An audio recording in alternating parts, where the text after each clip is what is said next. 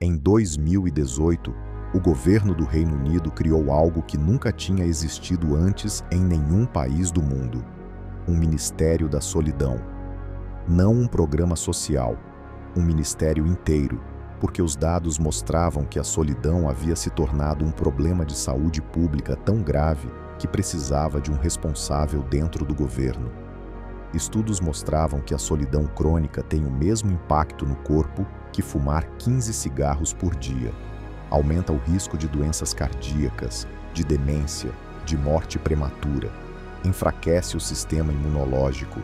Altera a forma como o cérebro processa ameaças, tornando o mundo sistematicamente mais perigoso do que é. Não é metáfora, é biologia.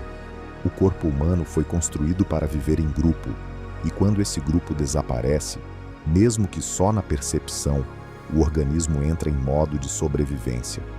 Como se ainda estivéssemos na savana, onde estar sozinho era sinônimo de perigo real. O cérebro não aprendeu a distinguir a solidão moderna da solidão ancestral. Reage às duas da mesma forma. E o mais perturbador, isso está acontecendo num momento em que estamos mais conectados do que em qualquer outro ponto da história humana. Pensa no que mudou nas últimas décadas. Cidades que cresceram tão rápido que as pessoas não sabem o nome do vizinho. Prédios onde centenas de pessoas dormem a metros umas das outras e são completas estranhas. Trabalho remoto que eliminou a única razão que muita gente tinha para sair de casa e estar com outros. E as redes sociais, que prometeram conexão e entregaram comparação. Você não segue a vida das pessoas que ama. Você segue a versão editada que elas decidiram publicar. E elas seguem a versão editada que você publica.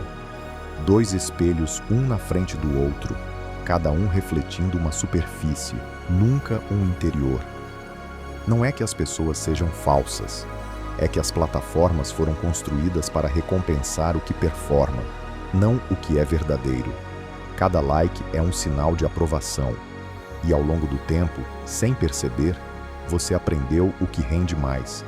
E foi ajustando o que mostra para maximizar esse sinal. O resultado é uma geração inteira que sabe exatamente como parecer conectada e que se sente em privado profundamente sozinha. Pesquisas mostram que jovens entre 18 e 25 anos, a geração mais online da história, são consistentemente os que relatam maior sensação de solidão. Não apesar das redes, por causa do que as redes substituíram. Mas tem uma solidão ainda mais funda do que essa. Já tentou explicar uma dor que não tem nome? Não uma dor física, a outra. Aquela que aparece sem motivo claro, que não se encaixa em nenhuma categoria. Você tenta.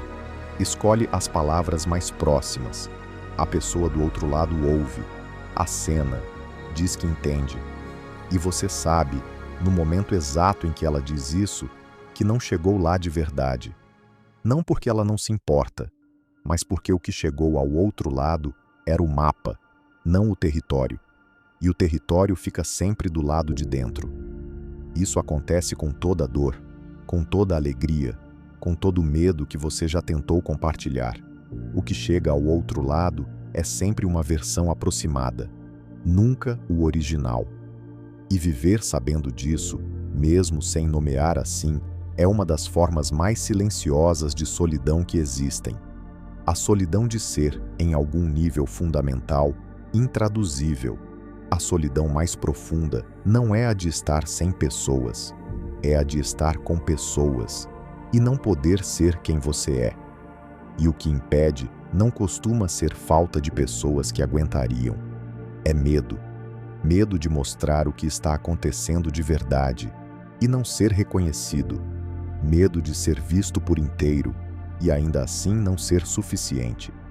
Medo de que a versão real, se aparecer, afaste exatamente quem você mais quer perto. Esse medo é antigo. Foi aprendido muito antes de você ter palavras para descrevê-lo.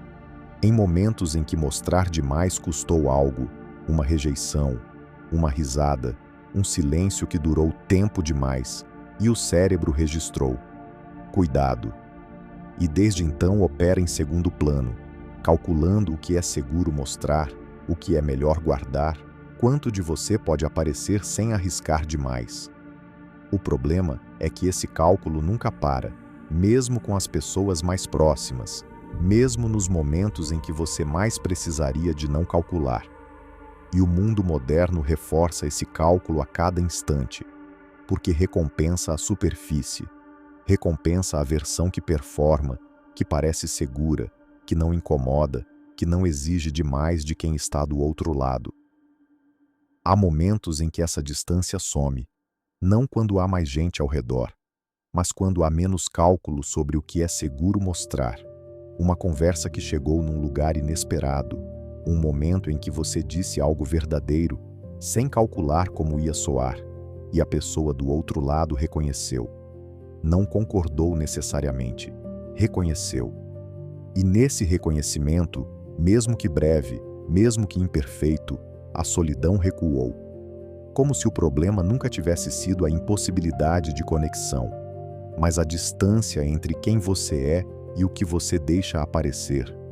Esses momentos são raros, não porque as pessoas ao redor sejam incapazes de receber, mas porque mostrar o original exige abrir mão do controle sobre como você vai ser visto. E o controle, mesmo que custe a conexão, pelo menos garante segurança.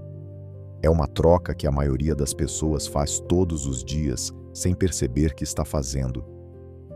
Num mundo que criou um ministério para resolver o que a tecnologia prometeu resolver e não resolveu, num mundo onde 2/3 das pessoas relatam não ter ninguém com quem falar sobre o que realmente importa, talvez a solidão que você sente não seja sua. Talvez seja o sintoma de algo muito maior, que está acontecendo com todo mundo ao redor, ao mesmo tempo, em silêncio. E talvez o primeiro passo não seja encontrar mais pessoas, seja aparecer de verdade, para as que já estão lá. Até a próxima. Se é que existe uma próxima, para quem ainda está aprendendo que talvez a solidão não seja a ausência de pessoas, mas a ausência de si mesmo nas conversas que importam.